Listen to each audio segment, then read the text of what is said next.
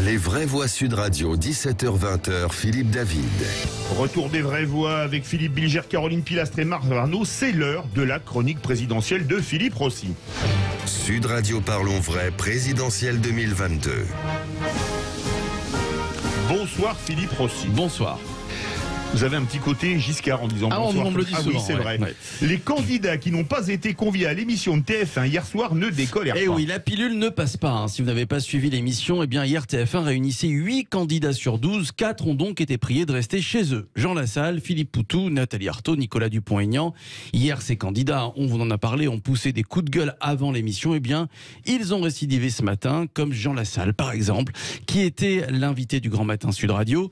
Je suis candidat à la présidence de la République. Nous sommes 12. J'ai reçu mon récépissé de candidature. Où est le problème? Voilà ce qu'il a dit Jean Lassalle au micro de Patrick Roger. Et puis, toujours très agacé de ne pas être invité aux émissions de la campagne présidentielle, le député des Pyrénées-Atlantiques a même menacé. C'était sur la chaîne parlementaire. Écoutez. Je ne sais pas si je serai encore candidat ce soir, parce que cette élection n'a plus aucun sens. Elle ne ressemble plus à rien.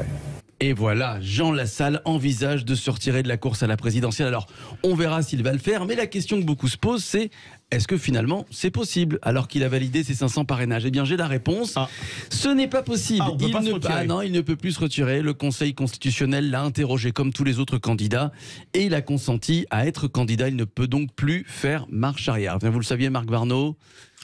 Je le savais. Bon, très bien, voilà. Caroline Pilastre, vous le savez aussi, vous l'ignorez. Non. Ça. Alors, il peut par contre mettre entre parenthèses sa campagne, par exemple. Voilà. Oui. Ne plus répondre aux questions. Mais ces bulletins de vote seront dans les bureaux de vote. Exactement, dans les bureaux de vote. Donc, il ne peut plus se retirer. C'est de la communication parce que je pense qu'il le savait, Jean Lassalle. Bon, revenons sur l'émission de débat de TF1. Enfin, de débat, non. Les candidats ont été interrogés chacun leur tour par les journalistes sans jamais se rencontrer ni débattre entre eux. Je vous le rappelle. Bref, cette émission nous aura quand même permis, à défaut de débat, de nous détendre un petit peu. Et parfois même de rire. Oui, car certains candidats ont confondu plateau de télévision et scène de stand-up. Comme Fabien Roussel, par exemple. Écoutez ce qu'il a déclaré à propos de la flambée du prix de l'essence. Vous devez le vivre, la station d'essence, c'est le seul endroit où on tient le pistolet et où on se fait braquer. Bientôt, on va aller au jerrycan, chercher son jerrycan à essence logoté Coco Chanel. Tellement ça coûte une blinde.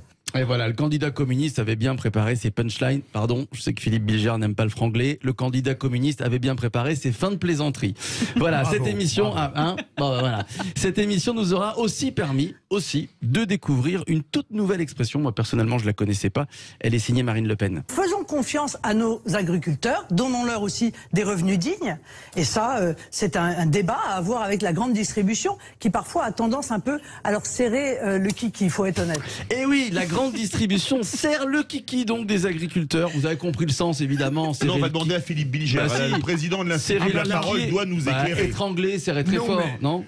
Mais là, on connaît cette expression depuis longtemps. Ah bon? Je l'ai utilisée en plusieurs circonstances. Jamais pour vous, Philippe David, mais ça m'est arrivé. La dernière fois que vous avez senti qu'on vous serrait le kiki, par exemple. Ça m'est déjà arrivé qu'on me serre le kiki, oui, bien sûr. Oui, voilà. Pas vous? Oui, bien sûr, ça m'est arrivé plusieurs fois, aussi, évidemment. Caroline, Bien sûr, jamais. évidemment. Jamais. Hier, l'émission de TF1 a dû, je vous l'ai dit, faire sourire plus d'un Français, mais la meilleure blague quand même. La meilleure blague a été faite par, vous le savez, vous avez suivi, non? Hidalgo? Non. Non, Jean-Luc Mélenchon. Pas du tout, par Emmanuel Macron. Ah oui. Ah bon. Écoutez ce qu'a osé dire le chef de l'État à la fin de la séquence. Merci à tous les deux et à toutes celles et ceux qui ont permis cette émission. Ces débats sont toujours des moments démocratiques importants. Et oui, une émission, aucun candidat ne se rencontre et ne peut échanger. Et pour le chef de l'État, un débat démocratique important en fait. Pour Emmanuel Macron, le débat c'est... Je m'en fous comme de l'an 40. Tu m'entends, je m'en fous. Mais alors je m'en fous. Je peux pas te dire à quel point je m'en fous.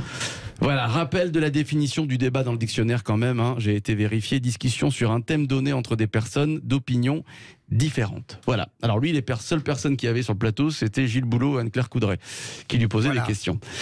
Philippe Bilger, vous avez regardé l'émission ou pas du tout? Ah mais bien sûr, et justement, j'allais dire, mon cher Philippe, qui a même eu quelques hauts dans ces débats.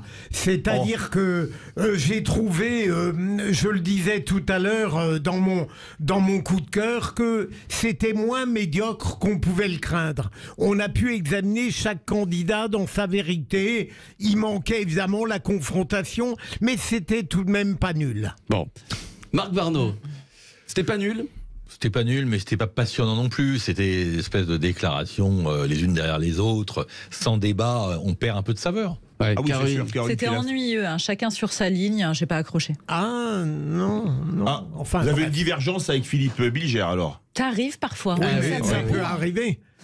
C'est Donc pour Philippe montrer Bilger que l'émission est démocratique. Ah bah Tout ça à prouve fait. qu'elle l'est bien évidemment. Merci Voilà. beaucoup Ben, mon cher merci à Philippe vous. Rossi. Vous pourrez approfondir le Excellentissime, serrer le bravo. kiki. s'il Oui, vous oui, plaît. non, mais vous inquiétez pas. Non, oui, parce que oui. se faire serrer le kiki, c'est quand on veut un peu, quand un client, Marc Varnaud, qui est entrepreneur, ne dira pas le contraire, veut vraiment vous faire baisser les prix aussi. On Ouais. dit là, il a voulu vraiment me serrer le Et kiki ça arrive souvent, donc. sur la commande. Oui, Quand on veut mettre la pression. c'est ça. Mais là, c'est serrer le kiki, n'est-ce pas Marc Varnaud? Absolument. Les vraies voix, 17h presque 57 à 18h30, notre grand débat. Communication de guerre, Emmanuel Macron en fait-il trop? Vous êtes 97,4% à dire oui. On se retrouve tout de suite avec les vraies voix.